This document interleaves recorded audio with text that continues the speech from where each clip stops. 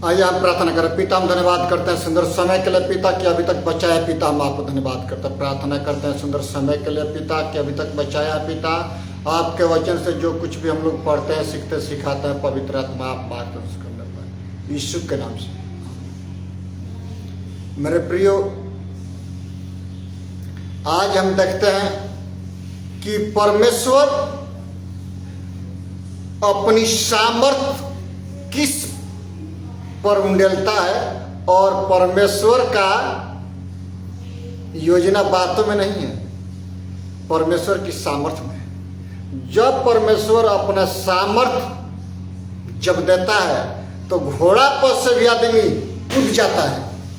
मेरे प्रियो, कुछ रखते भरोसा रथों पर, कुछ रखते भरोसा घोड़ों पर, लेकिन हम रखते भरोसा यीशु नाम पर, क्योंकि वो यीशु नाम जिसको परमेश्वर हमको और आपको दिया है, वो मीठा नाम, वो सुंदर नाम, वो अनंत जीवन का नाम, वो है यीशु नाम। एक वचन हम पढ़ लेंगे, पहला कुरिन्थियों 4:20 पद में क्या लिखा है?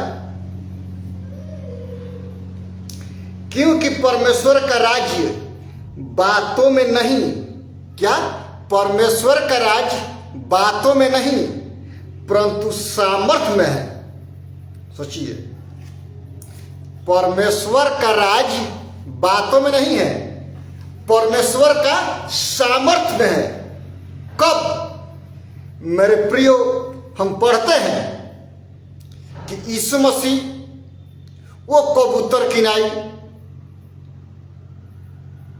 भोलापन होकर के आए, कबूतर किनाई, लेकिन वो यहूदा के शेर है। सोचिए, वो आग से बपतिस्मा देने वाला है। फायर, जब फायर लगता है तो ज्वालामुखी पैदा होता है। मेरे प्रियो, जिस प्रकार से हम गैस जलाते हैं तो उसमें फायर होता है, जलता है वो। तो जब परमेश्वर की सामर्थ मेरे और आप पर आती है तो परमेश्वर का काम होता है, क्योंकि परमेश्वर का राज्य बातों में नहीं है, सामर्थ में है। सामर्थ कब प्राप्त होगा? जब हम सामर्थ के लिए हम ललायित होंगे। परमेश्वर का सामर्थ पाने के लिए हम दिन प्रतिदिन संघर्ष करते हैं। मेरे प्रियो, प्रार्थना के द्वारा, वचनों के द्वारा, तब तो परमेश्वर की सामर्थ एक व्यक्ति पर आता है। जिस प्रकार से हम पढ़ते हैं इफिसियों की, इफिसुस की कलीसिया में कि पहले के समान प्रेम कर। इस पर हम बहुत सारा प्रचार कर चुके हैं, क्योंकि परमेश्वर का राज्य बातों में नहीं है, सामर्थ में है। कब? यदि हम प्रार्थना करते हैं और देश के बाहर आश्चर्य कर्म होता है, तो आप प्रार्थना करेंगे तो वो ही आश्चर्य कर्म देश के बाहर होगा। कब होगा? जब आप उस लायक बनेंगे मेरे प्रियो, तब जाकर के होगा। परमेश्वर कहता है कि मैं उसी को सामर्थ्य दूंगा जो मेरे सामर्थ्य को अपने बोतल में कैद करके और अच्छी तरह से यूज करना जानता हो, ना कि सामर्थ्य मिल गया और पैर पसार करके सिर्फ ये प्रार्थना किए कि हे प्रभु यीशु, मैं सोता हूँ, नींद ले लिए, फिर सुबह उठे और बोले कि हे प्रभु यीशु, मैं जग गया हूँ, प्रेज द लॉर्ड, काम करने लगे। वैसे करने वालों, कान खोल के सुन लो, नरक के कुंड में स्थान है, स्वर्ग के राज्य में नहीं।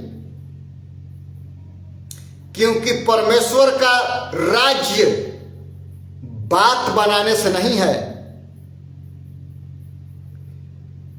चर्च में भीड़ इकट्ठा करने से परमेश्वर का राज्य नहीं है। परमेश्वर का राज्य है, यदि आपके चर्च में 10 लोग हैं, नहीं है, कोई बात नहीं, परमेश्वर का राज्य सामर्थ में है।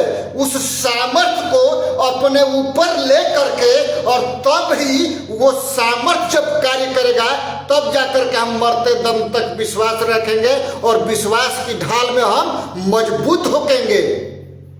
कब? जब परमेश्वर की सामर्थ आती है तो हम विश्वास में मजबूत होते हैं, दृढ़ होते हैं, तब जाकर के कार्य होता है मेरे प्रियो। ऐसे कार्य नहीं होता। चंगाई छुटकारा तो कोई भी प्रार्थना कर देगा, यीशु मसीह के नाम से पा लेगा वो व्यक्ति, लेकिन अनंत जीवन स्वर्ग के राज्य में पहुंचना इस तरह से नहीं है। मेहनत है, प्रार्थना है, घनिष्ठता की प्रार्थना जब हम यीशु मसीह के साथ में करेंगे, प्रभु यीशु मसीह सामर्थ देते ही देते हैं। ये नहीं है कि सामर्थ वो नहीं देते हैं, क्योंकि परमेश्वर का राज्य खाना पीना नहीं है, सामर्थ है। यदि मेरा भाई हमारे खाने से उसको प्रॉब्लम है, मैं वो खाना नहीं खाऊंगा, क्योंकि उसको स्वर्ग के राज्य में लेके जाना है। वहां पर बात बनाने से नहीं होता है, वो आइटम छोड़ने से होता है। हम खाना खाना जानते हैं तो खाना को त्यागना भी सीखना है।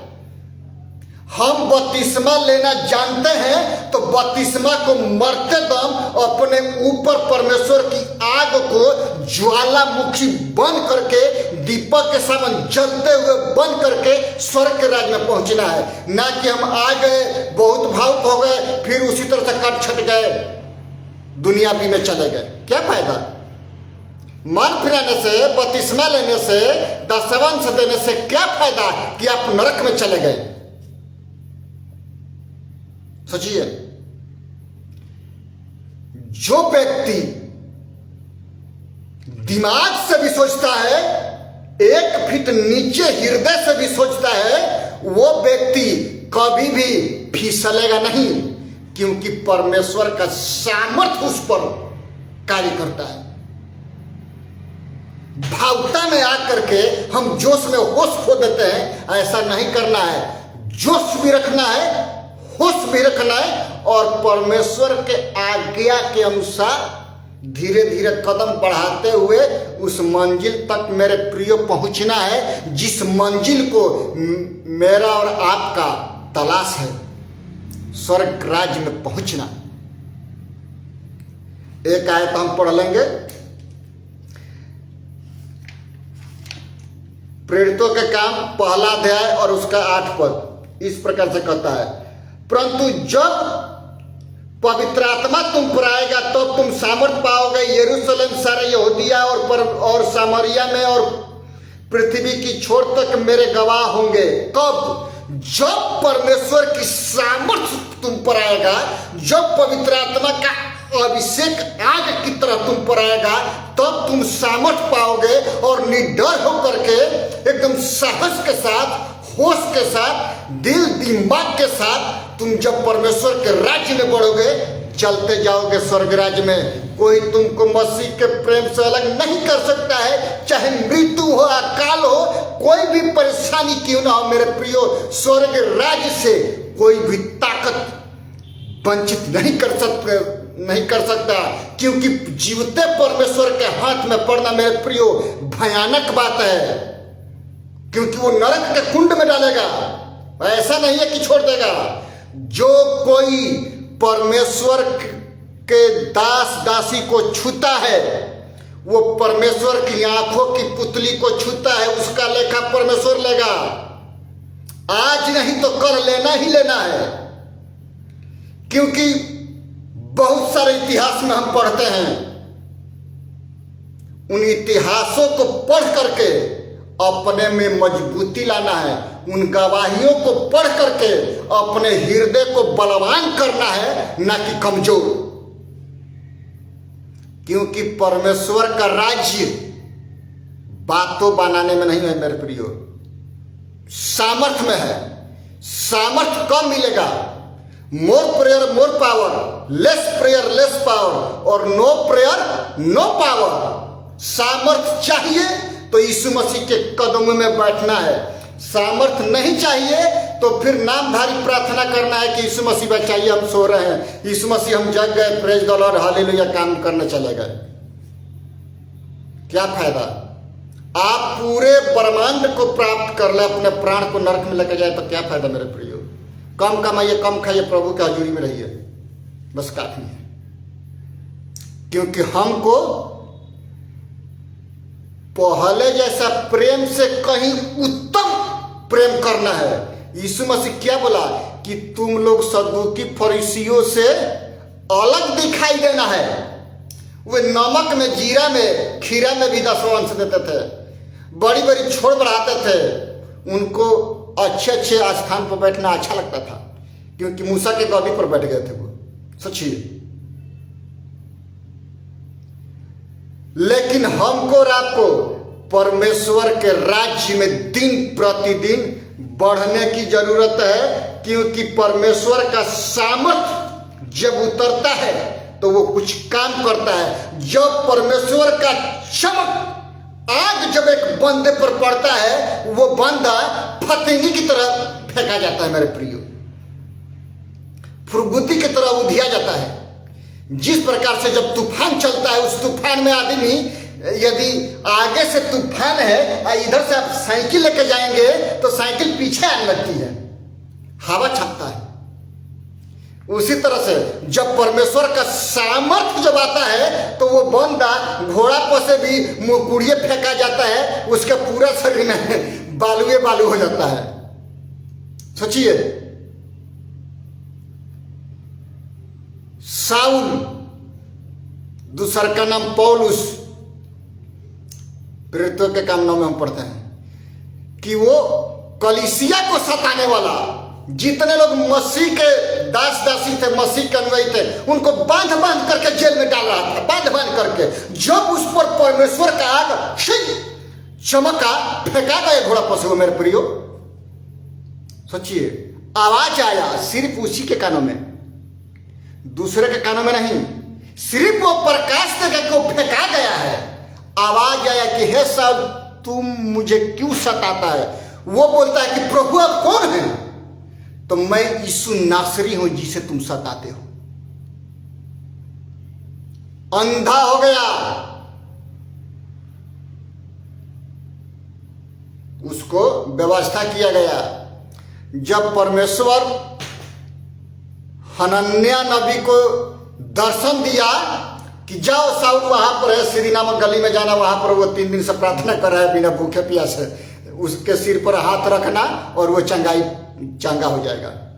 तो ये जो बातें सुना वो कहता कि हे प्रभु, वो आप जानते नहीं है, वो कलीसिया के सताने वाला है, आपके दासों के साथ ये किया। प्रभु कहते हैं, पवित्र आत्मा की सामर्थ कहता है वो मित्र, अरे मेरे मित्र, मैं जानता हूं कि वो करता है, लेकिन वो मेरा चुना हुआ पात्र है। मैं उसको ऐसे ऐसे जगह पर इस्तेमाल करूंगा जहां पर आम व्यक्ति जाएगा नहीं।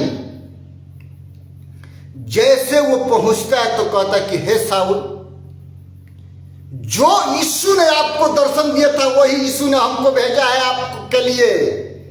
प्रार्थना किया, उसके आंख से छिलका गिर गया। क्या वो घोड़ा पर चढ़ रहा था? यीशु मसीह गदही पर बैठ करके जा रहा था, वो घोड़ा पर था। नीचे आओ, नीचे, घोड़ा पर मत बैठो, नीचे आ जाओ। हम संसार में रहते हुए चाहे कुछ भी पदवी प्राप्त कर ले मेरे प्रियो, परमेश्वर के सामने नीचे आना होता है, क्योंकि परमेश्वर से ऊंचा और कोई नहीं है। परमेश्वर पवित्र है, निर्धन हो या धनवान, एक नजर से देखता है परमेश्वर, पवित्रताई में देखता है, और किसी दौलत में परमेश्वर नहीं देखता। एक नाप से परमेश्वर नापता है, वो उल्टा सीधा नाप से नहीं नापता, क्योंकि पवित्र परमेश्वर है। अपना स्वरूप, अपना समानता में हमको, आपको बनाया कि हम प्रभु यीशु मसीह के चरणों में बैठ करके स्तुति और प्रशंसा कर सके मेरे प्रियो। इसलिए परमेश्वर हमको बनाया और अपनी सामर्थ्य दिया। सोचिए,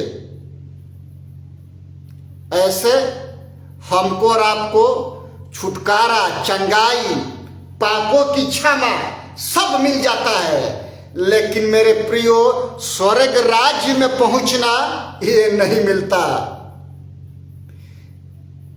बपतिस्मा लिए, मन फिराए, विश्वास किए और परमेश्वर का सामर्थ्य को प्राप्त करना सबसे जरूरी होता है।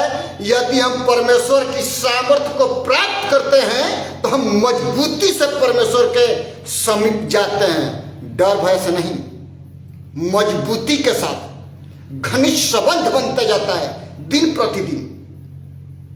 सोचिए, एक आयत हम और पढ़ लेंगे। ये है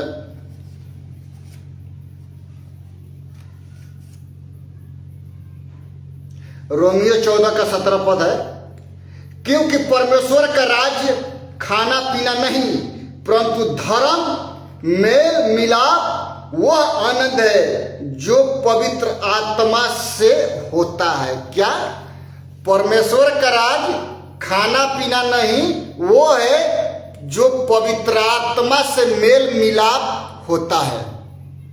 कब? जब परमेश्वर की आत्मा आती है और आपके आत्मा के साथ जब एक होती है, शरीर आपका कमजोर होता है, आत्मा बलवान होती है, शरीर का कोई काम नहीं रहता। जब परमेश्वर पहले आदम को बनाया था, आत्मा में वो बलवान था, शरीर में सिकुड़ा हुआ था। जब पाप कर दिया, शरीर में बलवान हुआ, आत्मा में मर गया। जब परमेश्वर की आत्मा उस पर छाया होती है, दोनों बलवान होते हैं, शरीर सिकुड़ जाता है। मेरे प्रियो, जब हम पवित्र आत्मा के चलाए चलते हैं तो हम बलवान होते जाते हैं, विश्वास से भी और हर एक क्षेत्र से भी, वचनों में भी बलवान होते हैं। क्योंकि पवित्र आत्मा सिखाती है, मनुष्य नहीं सिखाता। परमेश्वर की आत्मा सिखाती है कि यहाँ पर ये चीज है, ये बोलने का सामर्थ्य कौन देता है? पवित्र आत्मा देती है। सोचिए, ये कब होगा? जब हम परमेश्वर का सामर्थ्य का अनुभव करेंगे, उसके पवित्र आत्मा को पुकारेंगे, निष्कपट मन से, निस्वार्थ से, अपने शरीर को परमेश्वर के हजूरी में समर्पित करके, और जब हम ऊपर आंखें उठा करके प्रार्थना करते हैं, परमेश्वर का सामर्थ्य आती है और हम बलवान हो जाते हैं। मेरे प्रियो, क्या हम बलवान हो जाते हैं? ऐसा ही नहीं। कब बलवान होंगे? जब हम परमेश्वर के साथ घनिष्ठ संबंध बनाते हैं, परमेश्वर आशीष करते हैं। सोचिए, परमेश्वर आशीष करते ही करते हैं, ऐसा नहीं है कि वो नहीं करते हैं। मेरे प्रियो, जब हम परमेश्वर के चरणों में बैठते हैं, परमेश्वर आशीष करते हैं, प्रार्थना करते हैं, परमेश्वर बड़े से बड़े कार्य करते हैं। एक पद हम पढ़ लेंगे, 1 कुरिन्थियों 2:4 में इस प्रकार से लिखा है, और मेरे वचन और मेरे प्रचार में ज्ञान की लुभाने वाली बातें नहीं परंतु आत्मा और सामर्थ्य का प्रमाण था। पौलुस यहाँ पर बोलते हैं कि परमेश्वर का राज्य में, परमेश्वर के सुसमाचार में, परमेश्वर के क्षेत्र में ये लुभाने वाली बात नहीं है। आ जाओ, आ जाओ, आ जाओ। कोई भी व्यक्ति जो परमेश्वर के राज्य में आता है, लोभ लालच से नहीं आता।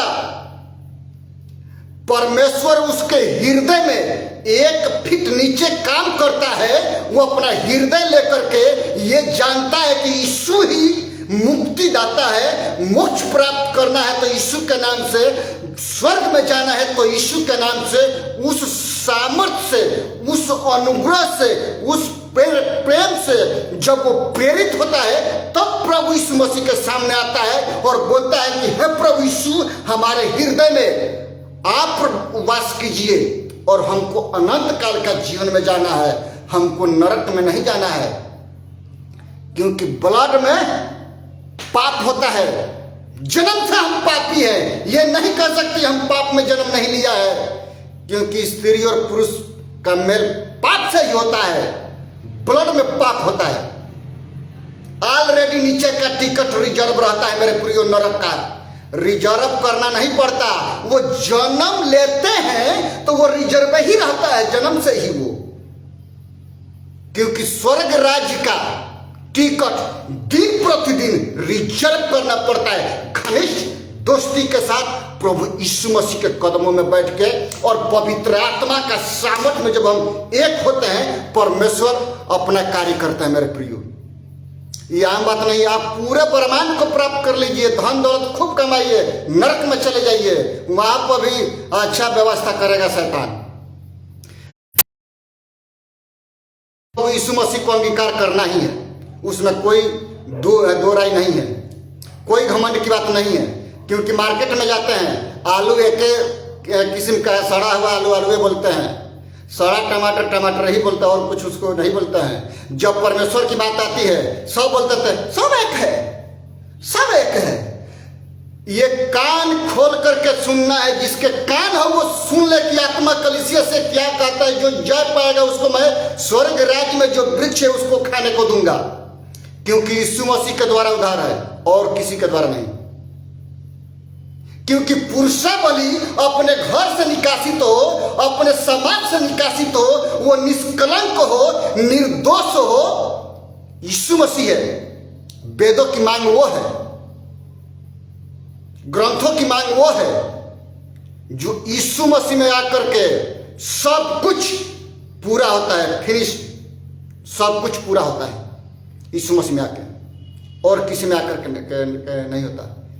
क्योंकि पहला पत्र 1:15 में है, पर जैसा तुम्हारा बुलाने वाला यीशु मसीह पवित्र है, सारे चल चलन से, मुंह से, आंख से, हर एक एक्टिविटी से वो पवित्र है। जब हमारा मुंह गंदा है तो हम कैसे पवित्र परमेश्वर का नाम लेंगे? सोचिए, जब हम सिगरेट पीते हैं तो अपने बच्चे को पिलाते हैं, तो जब तुम बुरे हो करके अपने बच्चे को अच्छी वस्तु देना जानते हो तो तुम भी तो अच्छा बनो कि वो स्वर्ग में जाए। मेरे प्रियो, आज भी परमेश्वर कहता है कि मेरा बेटा मेरा बेटी आप आइए और अपने अपने पापों से पश्चाताप करिए, मन फिराइए, स्वर्ग के राज्य में जाइए। क्योंकि जब तक हम हाथ से कोई भी वस्तु उठाएंगे नहीं, मुंह में जाएगा नहीं।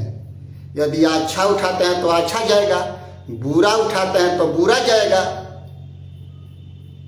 सोचिए, परमेश्वर आपको और हमको आशीष कराइए, प्रार्थना करते हैं। पिता, हम धन्यवाद करते हैं पिता, यदि कोई बीमारी के हालात में है, कोई भी बीमारी क्यों ना हो खुदावंद, अपना छेदा हुआ हाथ बढ़ा करके चंगाई दीजिए पिता। और जितने लोग देखते हैं सुनते हैं पिता, उनके आत्मिक रीति से मजबूत कीजिए। पवित्र आत्मा आप बातचीत कीजिए महान प्रभु जी। काम के तलाश में है उसको काम दीजिए पिता, कि आपका राज्य उसके जीवन में आने पाए महान प्रभु जी। पिता, जितने लोग देखते हैं सुनते हैं समझते हैं पिता, उनके आत्मिक आंखों को खोल दे पिता, कि आपके प्रतिरूप को देख सके पिता। भारतवर्ष के शासन व्यवस्था को राष्ट्रपति से लेकर के सरपंच तक के अधिकारों का आपके लहू में हम छिपाते हैं पिता, आप आशीष कीजिए महान प्रभु जी। प्रार्थना करते हैं बीएसएफ के जवानों के लिए, और जितना सुरक्षा कर्मी है पिता, चाहे वो प्राइवेट हो या सरकारी पिता, उनके जीवनों को आप संभालिए, उनके परिवारों को आप संभालिए पिता। अपनी आत्मा से आप उनको सुरक्षित रखिए पिता। सबसे बड़ा रखवाला आप है महान प्रभु जी। भारतवर्ष में जितने लोग निवास करते हैं पिता, उनके जीवनों को आप संभालिए। भारतवर्ष से बाहर भी हैं, उनके जीवनों को आप संभालिए पिता परमेश्वर। महान प्रभु जी, छत्तीसगढ़ मणिपुर को आपके हाथों में देते हैं पिता, आप आशीष कीजिए पिता।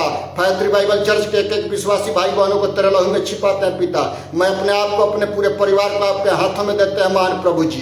प्रार्थना करते हैं पिता, सबों को आप आशीष कीजिए। जितने आपके नाम को पुकारते हैं पिता, उनके जीवन में आप कार्य कीजिए महान प्रभु जी। धन्यवाद करते हैं खुदावंद, सारा आदर महिमा आपको देते उद्धार करता प्रभु यीशु मसीह के नाम से मांगते हैं, आमीन। यीशु मसीह का अनुग्रह, परमेश्वर पिता का प्रेम और पवित्र आत्मा की संगति और सहभागिता आप से लेकर के आने वाले दिनों तक होती रहे, आमीन। सबको जय मसीह की। खुदा आप सबको आशीष